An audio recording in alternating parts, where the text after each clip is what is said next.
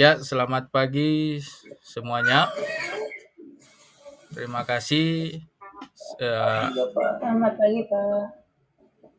teman-teman Selamat pagi, Pak. semua boleh bergabung lewat link yang sudah saya share di grup dan kita boleh ada dalam pembelajaran kita di pagi ini. Bagaimana kabar semuanya? Apakah semuanya sehat? Baik, Pak. Sehat. Ya, ya, alhamdulillah puji Tuhan semuanya dalam keadaan yang baik dan sehat walaupun memang pandemi kita masih jalan sampai saat ini dan proses belajar kita masih berlangsung secara daring, tapi diharapkan kita tetap menjaga kesehatan kita agar kita tetap bisa belajar. Oke, mungkin untuk mengawali proses pembelajaran kita di pagi ini, mungkin ada salah satu yang bisa memimpin doa pembukaan, ya saya persilakan. Saya mungkin meminta kepada Pak Justin untuk memimpin kita dalam doa.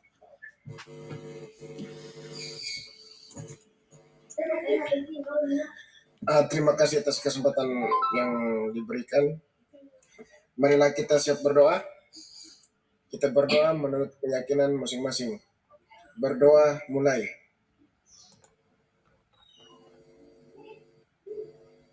Berdoa selesai. Ya, terima kasih Pak Justin.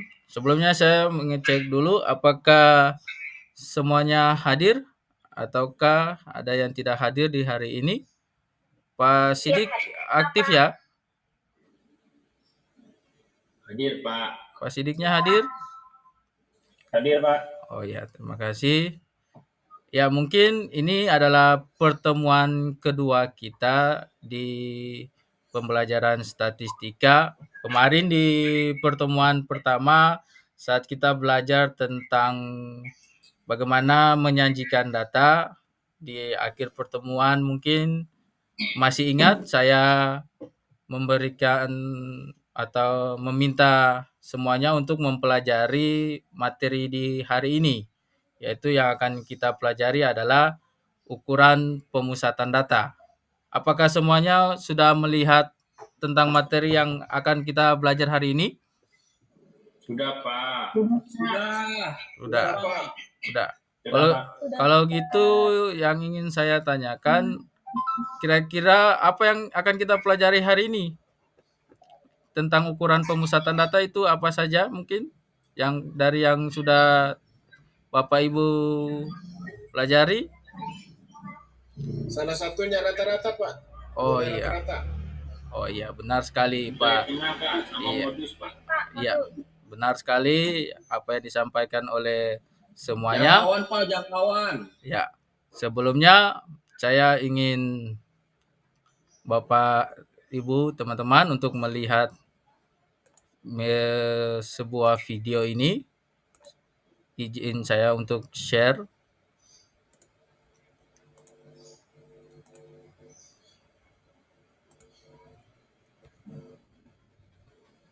Kelihatan ya? Halo teman-teman, jumpa Mohon lagi maaf, tadi dengan ada jaringan. media matematika.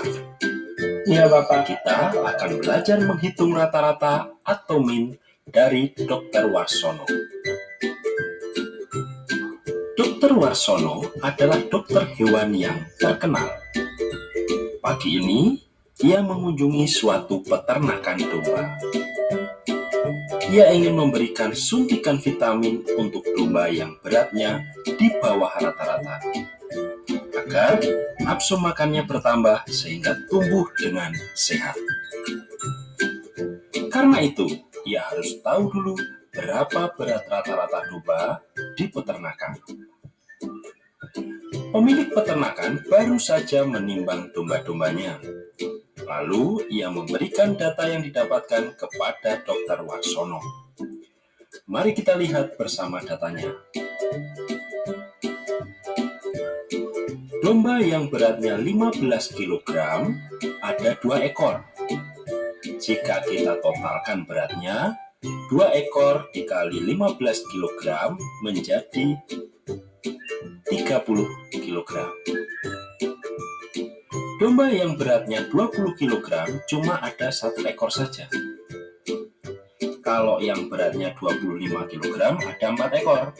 Kita totalkan 4 dikali 25 kg yaitu 100 kg. Ini yang terakhir.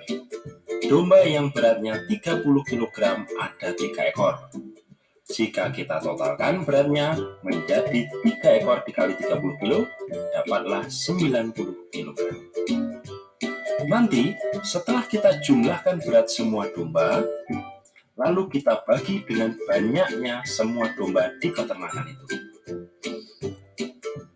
Kita tahu bahwa di peternakan itu ada sebanyak 10 ekor domba. Mari kita lanjutkan menghitung. Jumlah berat semua domba 240 kg, lalu dibagi dengan banyaknya domba keseluruhan. Sehingga kita dapat nilai 24 kg.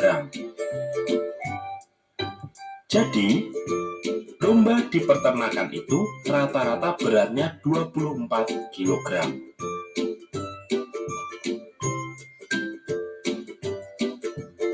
Karena yang akan diberikan suntikan vitamin adalah domba yang beratnya di bawah rata-rata, yaitu domba yang beratnya di bawah 24 kg, itu artinya ada 3 ekor domba yang harus ditangani. Mudah-mudahan semua domba di peternakan tumbuh dengan sehat. Jika kamu menyukai video ini, silahkan like, share, dan subscribe. Nantikan video kami selanjutnya. Sampai jumpa. Ya. Gimana anak-anak? Udah melihat, udah mengamati video yang sudah saya tampilkan? Sudah, Pak. Ya, jadi itu adalah video di mana kita belajar untuk menghitung nilai rata-rata. Nah, kalau dari video yang saya tampilkan itu, apa yang bisa semuanya kemukakan? Mungkin ada yang bisa kemukakan terkait dengan video yang telah diamati itu, saya persilakan. Iya, silakan. Henry, silakan. Pak, dombanya mau disuntik, Pak. Yang beratnya di bawah 24 kg, Pak. Oh. Dari video itu kesimpulannya apa, Henry?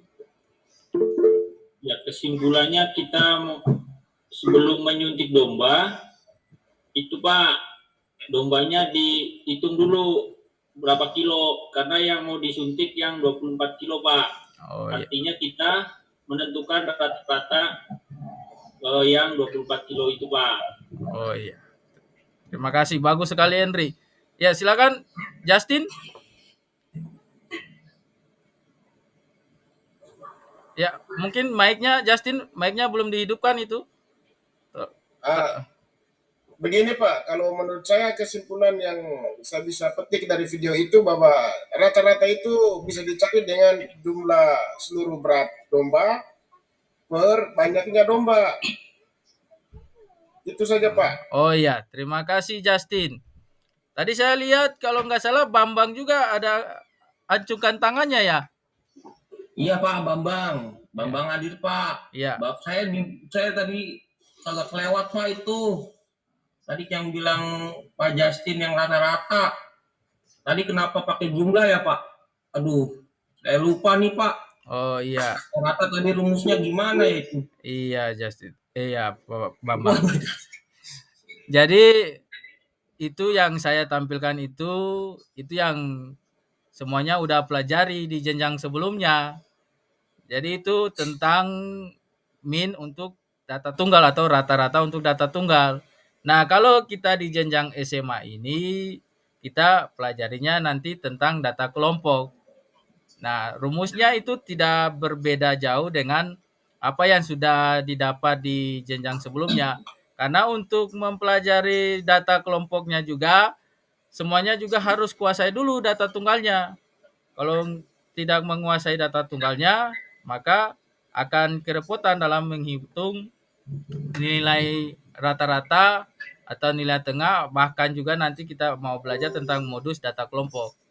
Jadi dari yang tadi video yang diamati itu ditunjukkan bagaimana menghitung nilai rata-rata, karena diminta seperti yang tadi Henry sampaikan itu adalah kita mau melihat domba yang rata-ratanya di 24 kilo itu yang mau dikasih suntikan vitamin itu.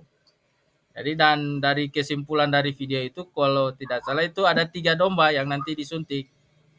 Nah, jadi untuk rumusan yang diperoleh untuk data tunggal, ntar saya pindah share-nya dulu.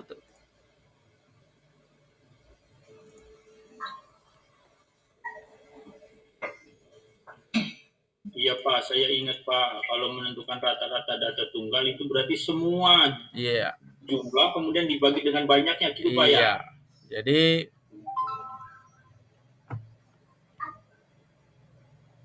jadi untuk udah kelihatan ya papan tulisnya ya?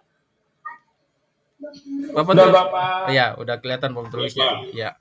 Jadi kalau kita mau menentukan rata-rata atau kita mau menentukan minyak untuk yang data tunggal itu rata-ratanya itu dilambangkan dengan X bar.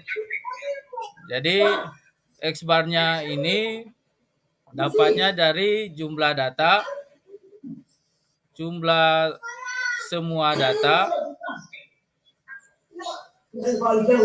dibagi dengan banyaknya data. Nah, ini untuk rumus ini semuanya pasti udah dapat di jenjang SMP kalau tidak salah. Ini yang sudah Bapak. SMP Pak. Ya, mungkin masih ingat jenjang SMP kelas berapa ya? Soalnya Kelas 9. Saya kelas 9 Pak itu. oh, Iya, kelas 9 Belajar XIU. Saya lupa Pak. Gurunya galak banget Pak waktu kelas 9. oh iya. Bisa ingat. Belajar X payung Pak, itu X payung. Saya ingatnya gitu Pak. Pakai X topi Pak. Iya. Oke. Kita lanjutkan. Jadi kalau untuk jenjang SMA ini yang akan kita pelajari yaitu untuk rata-rata data kelompok. Nah, sebelumnya saya ingin kalian mencermati dulu beberapa kalimat berikut ini.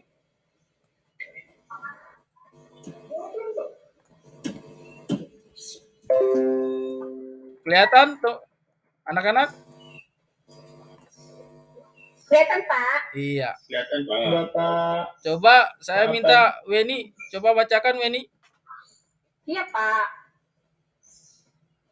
Rata-rata orang yang bekerja di perusahaan itu datang jam 7 pagi. Jangan salah, rata-rata. Di pesaku waktu itu orang kaya loh. Rata-rata orang menonton sinetron pada jam 8 sudah jam makan, sudah makan malam. Itu ya Pak? Iya. Oh, itu saya bicara sendiri.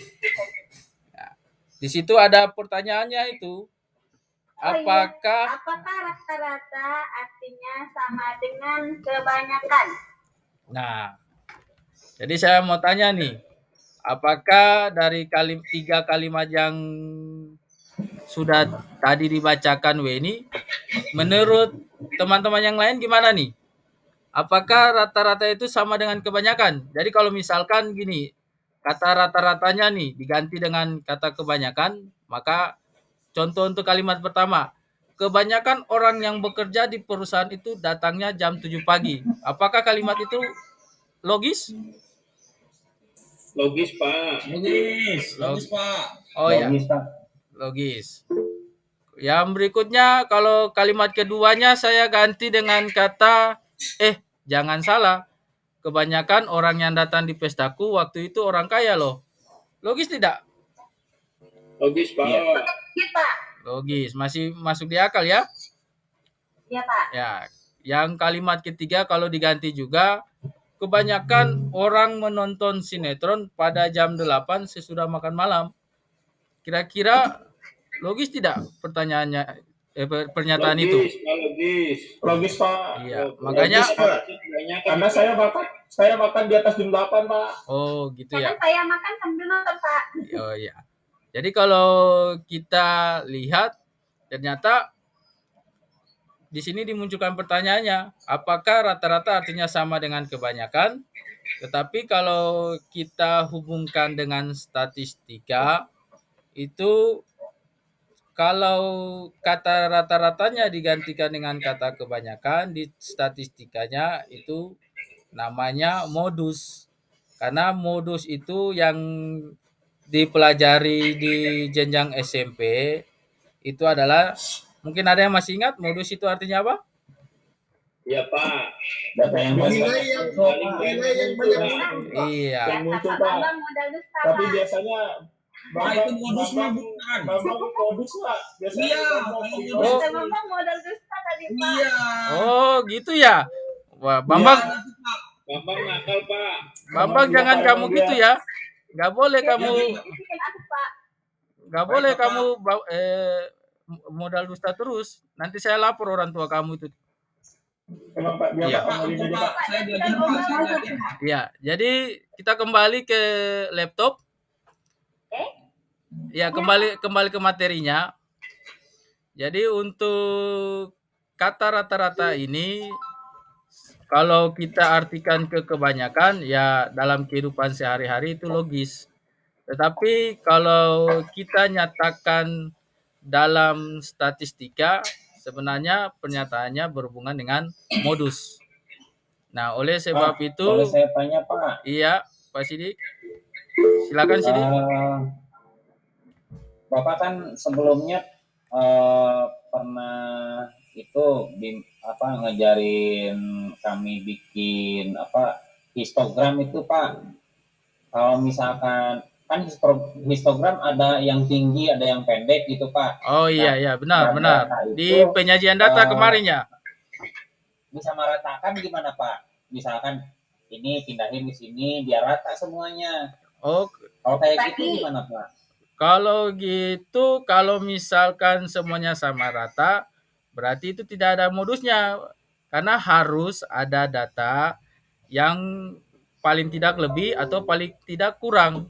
Tapi kalau semuanya itu di histogram datanya itu yang diagram batangnya itu tinggi semua, wah berarti kita tidak bisa menentukan modusnya itu. Berarti bagus semua ya Pak? Enggak. Begini Pak, minta izin bicara Pak. Iya, Justin. Ini kalau menurut saya apa yang dikatakan Pak ini teman saya Sidik tadi Pak, mungkin saja itu mengarah ke rata-rata yang dimaksud Pak. Maksudnya rata-rata itu kalau di histogram itu ada turun naiknya, maka nilai rata-rata itu bisa memindahkan yang panjang menambah yang pendek. Nah, itu memotong yang panjang dan menambah yang pendek menjadi rata. Mungkin seperti itu ya, Pak. Pak, benar Pak. Yang dimaksud saya itu kayak yang Justin barusan bilang Pak. Oh iya, bagus. Oh, maksudnya kita pas bahas rata-rata saja gitu ya? Oke, jadi diratain Pak. Siap. Programnya diratain saja Pak. Maksudnya yang panjang. Ya. Jadinya rata Pak. Nurjana ada mau sampaikan sesuatu? Oh, ini Nurjana ngobrol terus Pak dari tadi Pak. Apa dipatiin? Iya. Dia mah perhatiin Pak. Ya, kebiasaan Pak. Oke, saya lanjut ya. Jadi untuk kita jenjang SMA ini, di jenjang SMA seperti yang tadi saya katakan, itu yang kita akan pelajari itu data kelompok. Jadi untuk yang data tunggalnya itu sudah dipelajari di jenjang sebelumnya. Dan untuk data kelompoknya, mungkin saya akan tunjukkan bagaimana cara menghitung untuk data kelompok. Ini saya pindahkan dulu ke PowerPoint-nya supaya semuanya bisa melihat.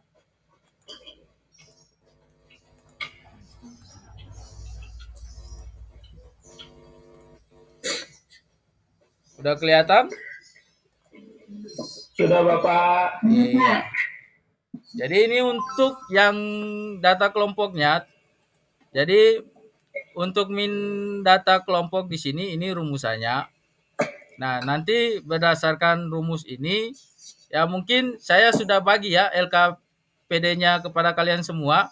Nanti dengan menggunakan rumus yang ada ini kalian akan mengerjakan LKPD-nya. Di situ LKPD-nya itu hanya kalian mengisi titik-titik yang sudah saya buat. Jadi Siap, Bapak. nanti kalian silakan mengisi LKPD-nya supaya kalian lebih memahami lagi tentang apa itu, bagaimana cara menghitung rata-rata atau min data kelompok. Begitu juga nanti kita akan lihat tentang median data kelompok dan modus data kelompok. Nah, untuk rata-ratanya ini ada 3 cara untuk menghitungnya. Nah, ini rumus yang pertama. Ini rumus umumnya. Jadi X bar-nya itu didapat dari sigma FI kali XI dibagi sigma FI. Nah, sama dengan yang tadi ditampilkan di video awal itu. Jadi banyak data atau jumlah datanya dijumlahkan kemudian dibagi dengan banyak data. Pengertiannya kira-kira seperti begitu. Jadi untuk rumusan rata-rata data kelompok. Nah, nanti kita akan lihat contohnya supaya lebih mengerti lagi. Sedangkan untuk cara yang kedua itu adalah dengan menggunakan rataan sementara. Ini rumus rataan sementaranya yaitu X bar sama dengan X bar S ditambah sigma FI dikali DI per sigma FI. Nah, bisa kalian lihat X bar S itu adalah merupakan nilai rataan sementaranya.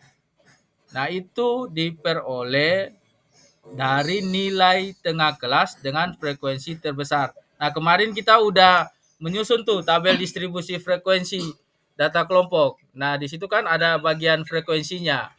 Jadi di bagian frekuensinya kalian tinggal melihat frekuensi yang paling terbesar itu yang nanti diambil nilai rataan sementaranya berdasarkan nilai tengahnya. Nah, untuk itu nanti kalian bisa lagi pelajari materi di pertemuan sebelumnya kalau memang masih belum paham. Yang kemarin kita udah pelajari bersama. Yang berikutnya ini adalah cara pengkodean. Ini cara ketiga untuk menghitung nilai rata-rata. Ini cara pengkodean. Kemudian untuk modus data kelompok, ini modus data kelompoknya, rumusannya. Lalu kemudian untuk median data kelompok. Ini rumusan untuk median data kelompoknya. Oke, mungkin untuk 3 rumusan awal ini ada yang ingin bertanya? Atau ada yang belum memahami rumusannya? Jadi untuk ukuran pemusatan data ini yaitu ada 3 yang penting, yaitu nilai rata-rata atau min, kemudian modus, kemudian medianya. Itu tentang ukuran pemusatan data. Tetapi juga ingin saya sedikit menambahkan selain ukuran pemusatan data yang berpusat pada 3 rumusan yang tadi saya berikan, ada juga ukuran letak data yang didasarkan pada letak ukuran data tersebut. Nah, itu namanya kuartil. Ada kuartil, ada desil, sama ada persentil. Tetapi berdasarkan kurikulum yang sudah disederhanakan, yang kita pelajari itu hanya tambahannya kuartil dan desil. Nah, ini untuk kuartilnya. Nah, kuartil ini rumusannya untuk kuartil itu terbagi atas 3. Ada kuartil bawah, ada kuartil tengah, dan ada kuartil atas. Nah, kemarin tadi saya sudah tunjukkan sebelumnya itu ada rumusan median. Nah, sebenarnya median itu sama dengan kuartil tengah. Jadi, biasanya itu dirumuskan ada Q1, ada Q2, dan Q3. Q1-nya itu kuartil bawah, Q2-nya kuartil tengah, itu sama dengan nilai median, dan kuartil 3 itu, Q3 itu adalah kuartil atas. Bisa paham ya semuanya? Bisa Bapak. Dan untuk ini adalah rumusan untuk desilnya. Untuk desilnya. Ini minta penjelasan Pak. Ya, gimana tuh Pak Justin? Justin gimana? Ini saya tidak mengerti itu kuartil itu Pak. Kuartil itu apa ya? Kalau median saya bisa mengerti karena bisa disebut nilai tengah. Iya. Itu kuartil itu apa ya Pak? Iya. Tolong dijelaskan. Ya, saya tunjukkan ya kuartilnya itu seperti apa.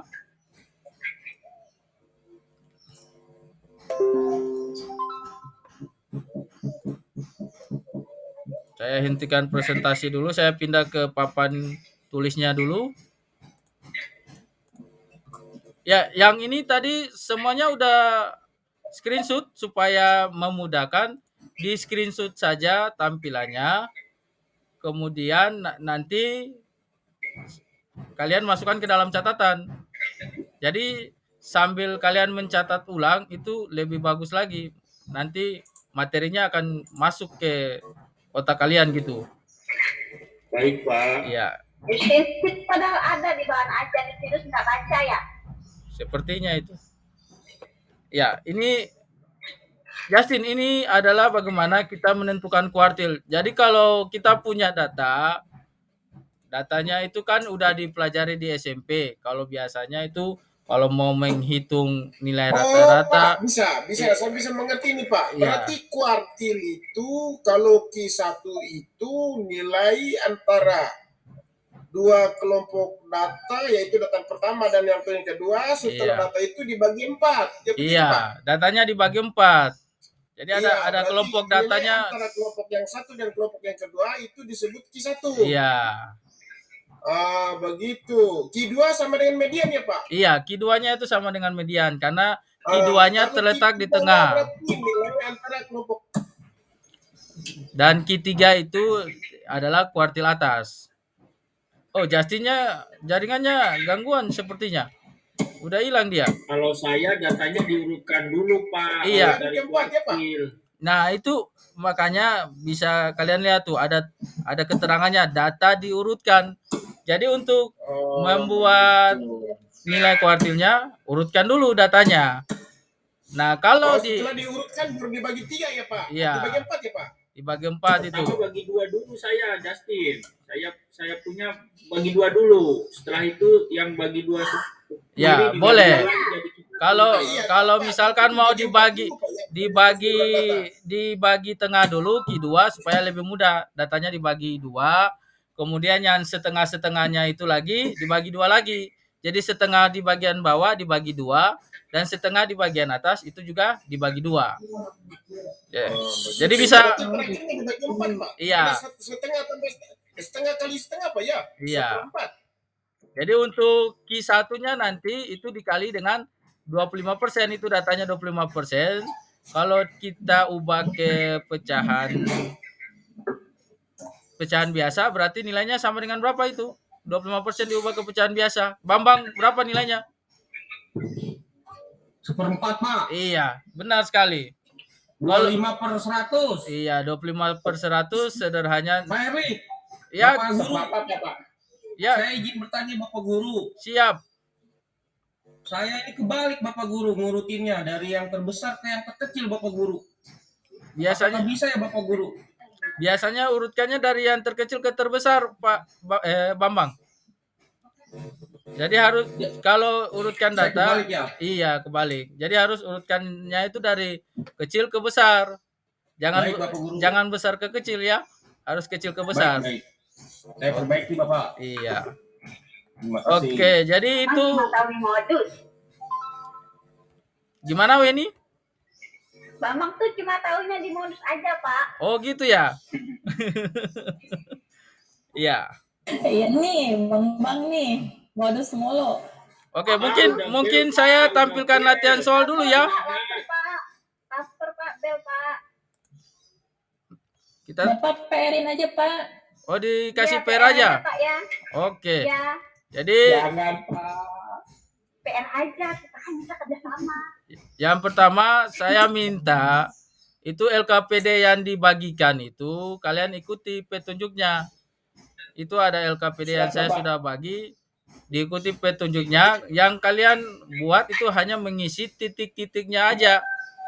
Jadi kalau kalian sudah mengisi titik-titiknya sesuai petunjuk yang sudah diarahkan, saya rasa pasti kalian akan memahami bagaimana menghitung ukuran pemusatan data, baik itu untuk min, baik itu untuk modus maupun untuk median.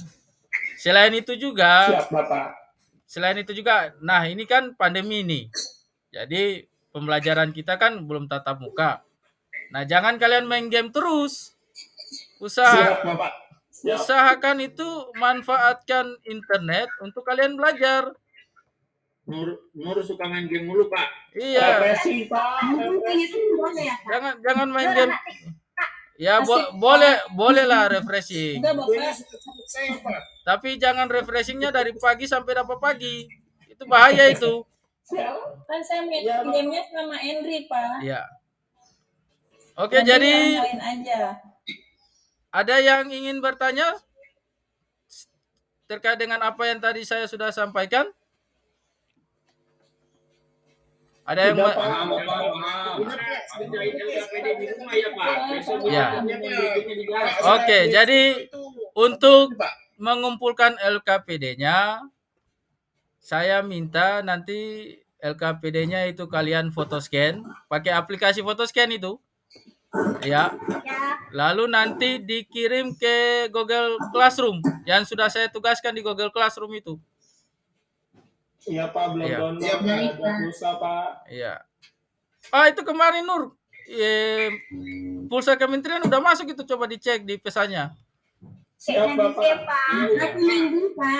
Jadi kalau jangan lupa itu ada tenggatnya. Kalau kalian kirim lewat tenggatnya, nilainya saya potong loh. Iya Bapak. Jangan dipotong Pak, dikurang katanya. Oke, jadi itu yang ingin saya sampaikan kepada semuanya tentang pembelajaran di hari ini.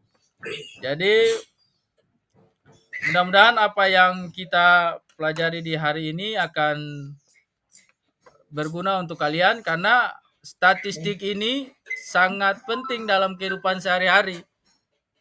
Jadi kemarin kan saya sudah tunjukkan tuh di pertemuan pertama bagaimana statistik itu penting dalam segala bidang. Baik dalam kesehatan, baik itu dalam dunia pendidikan, pokoknya dalam segala segi kehidupan itu statistiknya penting. Kalau misalkan cita-cita kalian ada yang mau kerja di badan statistik, itu lebih bagus lagi. Jadi saya doakan kalian bisa mendapatkan kehidupan yang lebih baik. Amin, makasih Bapak. Oke. Jadi demikian yang kita pelajari di hari ini. Dan untuk penutup, tadi Justin udah berdoa. Saya minta yang cewek nih. Weni, kamu doa ya. Baik, Pak. Baiklah teman-teman, sebelum kita akhiri pelajaran ini, kita tutup dengan doa supaya ilmu kita berkah. Amin. Berdoa menurut kepercayaan masing-masing ya. Berdoa mulai. Selesai. Ya, sekali lagi saya ingatkan untuk absennya tadi saya tidak ambil karena saya pakai absen online. Jadi saya akan kirim hasil absennya di WA group. Jadi di situ akan ketahuan siapa yang mengikuti secara baik dan siapa yang mengikuti tidak secara baik. Iya Bapak. Ya. Oke. Pak, jangan dipotong nilai saya Pak, karena saya banyak tanya Pak. Ya, jadi demikian untuk pembelajaran kita di hari ini. Sekedar mengingatkan untuk pertemuan ketiga, kalian tolong lihat buku halaman 75, pelajari itu tentang ukuran penyebaran data ya. Nanti di pertemuan berikut kita akan lihat tentang ukuran penyebaran data. Oke. Ya, selamat siang semuanya. Pelajaran hari ini saya akhiri. Siang Bapak.